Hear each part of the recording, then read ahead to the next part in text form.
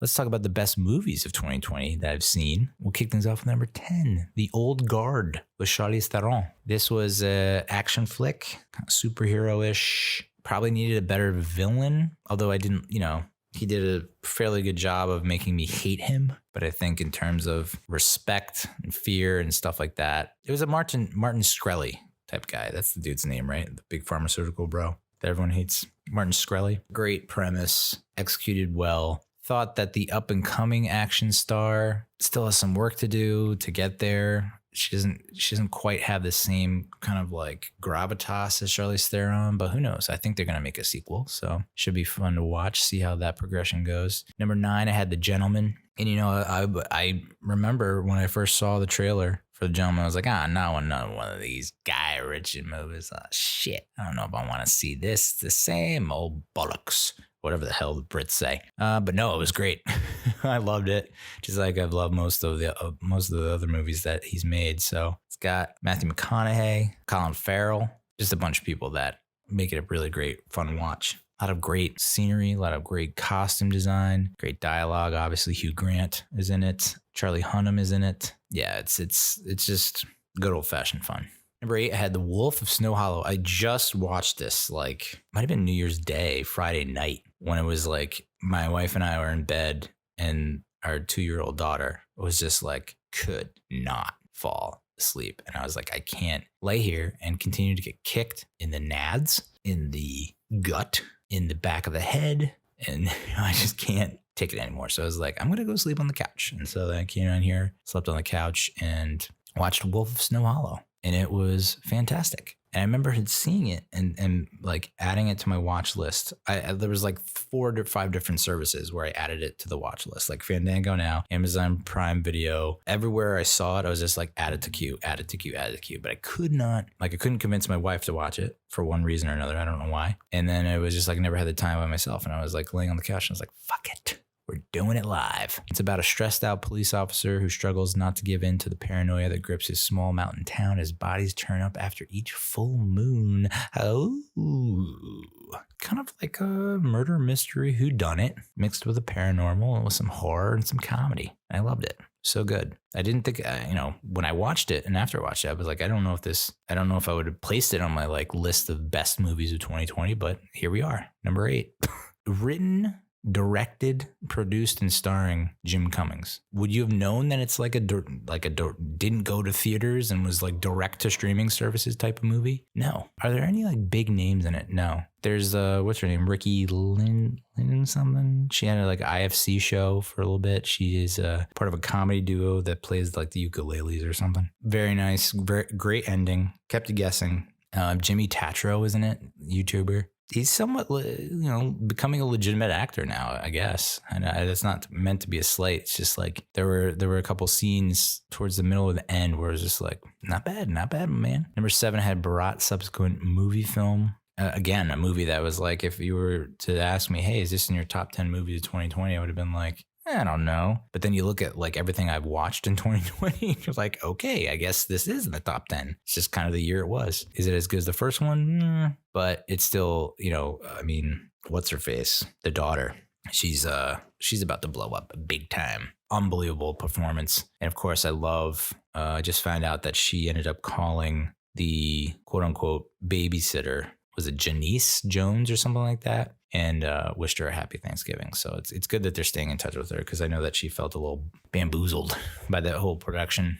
Number 6, I had Love and Monsters. This is another movie I just watched. What was it? Saturday. This was the movie that I could not bring myself to pay the $20 to rent it. And it's been available to do this premium video on demand early rental access thing, whatever shit they're trying to fling at us. It's been you can rent it for $20 for 3 months now. And so finally you can rent it for $6. And I was like, all right, let's do this shit. And I remember trying to convince my wife to watch it for a few weeks because it's been available to rent for $6 for 3 or 4 weeks now. And it was just each time it's just couldn't nudge her over the precipice. And then finally I got her. New year, new us. If you're not familiar, 7 years after the monster apocalypse, Joel Dawson, along with the rest of humanity, has been living underground ever since giant creatures took control of the land. After reconnecting over the radio with his high school girlfriend, who is now 80 miles away at a coastal colony, Joel begins to fall for her again. As Joel realizes that there's nothing left for him underground, he decides to venture out to her, despite all the dangerous monsters that stand in his way. Dylan O'Brien, I think, is the name of the actor who plays the male lead,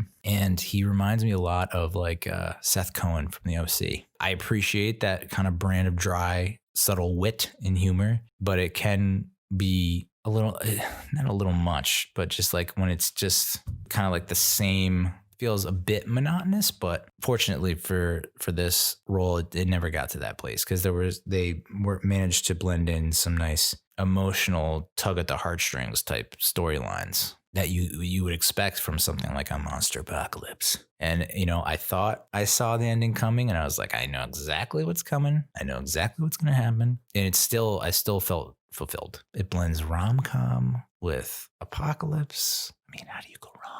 And it all felt, and the special effects were great. It never felt like, I was like, Jesus Christ, skimp much? So number 5 is the half of it.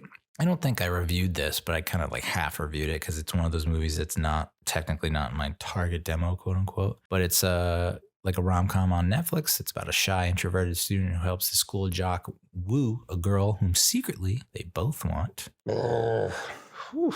Wasn't like crazy about the ending, but it was one of those endings where it's like it just feels right. It's like this is the natural conclusion. I can't argue with it, but I was kind of hoping for a little something different, a little something more. Number 4, Onward. And I know I say that and you're like, dude, I don't think that came out in 2020. It did.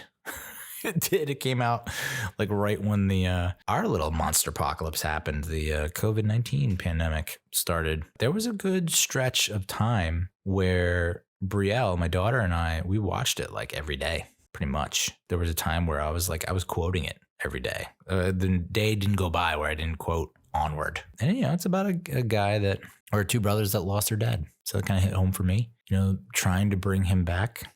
So, yeah, it got to me. It got to me big time. And I like that duo of Chris Pratt and Tom Holland. I feel like that's a good duo. Probably see more from them, I would hope, in the future. Number 3. The Invisible Man. It's just insane to see that so much money and time and effort can be spent in trying to put together this dark universe, right? I guess it's from Universal Pictures, right? Trying to put together a dark universe to compete with Marvel's cinematic universe, bring back the Mummy, the Wolfman, all that. And so the Mummy comes out with Tom Cruise and they got like Russell Crowe lined up, and I forget who else, Benicio del Toro, maybe? No. And it's like kind of flops. And it's like they spent all this money and they put all this effort behind it. It's like it's stalled. Almost similar to what's going on with DC and their shenanigans. But then Invisible Man comes out and it's like a budget of like not 7 million, but it was pretty not expensive, pretty modest, and just crushed it. It was everything that like a horror suspense action movie should be.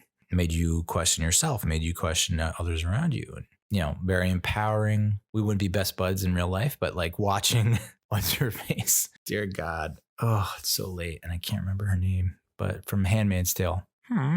But she's crushing it. She was also in Us. She does a phenomenal job in this. It's like the perfect casting choice. I don't know if they're going to make a sequel. Did they leave room for a sequel? Maybe. I like the angle that they took. Their unique twist on the story that's been told so many times. Number 2, Trial of the Chicago 7, which I also just recently watched with Sacha Baron Cohen, the dude from Succession. Can't remember his name. Just a slew of other people, all great people. Joseph Gordon-Levitt, but it's just bonkers that it's based on true real life events and stories from the 68 Chicago riots. I think 68 Chicago riots around the Democratic National Convention. I guess there were 7 people on trial, but there was an 8th that they threw in because it was a member of the head of the Black Panther Party. It was just like, yeah, you're black, so you're part of this. And it's like, what? Some crazy scenes in that movie, and I'll have a review of that hopefully in the coming months. Now that it's off season for Los Mets and Los Giants, my favorite best movie of 2020 was the one we watched on New Year's Eve, Soul. Holy shit. This is a good show, a good movie. And Brie actually watched it. I think they tried to watch it at my mother-in-law's house and it just like didn't click for whatever reason. But we watched it on New Year's Eve this go around and she loved it. Or maybe I was just that entranced by it that I didn't notice that she didn't like it.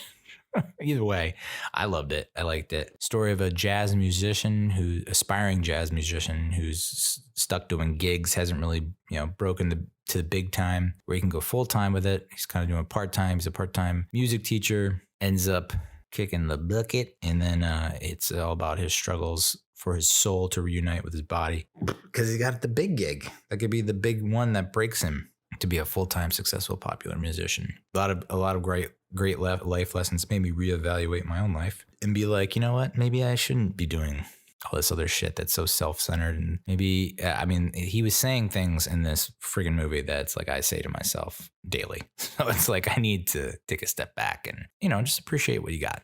So those are my top 10 best movies of 2020 that I've seen.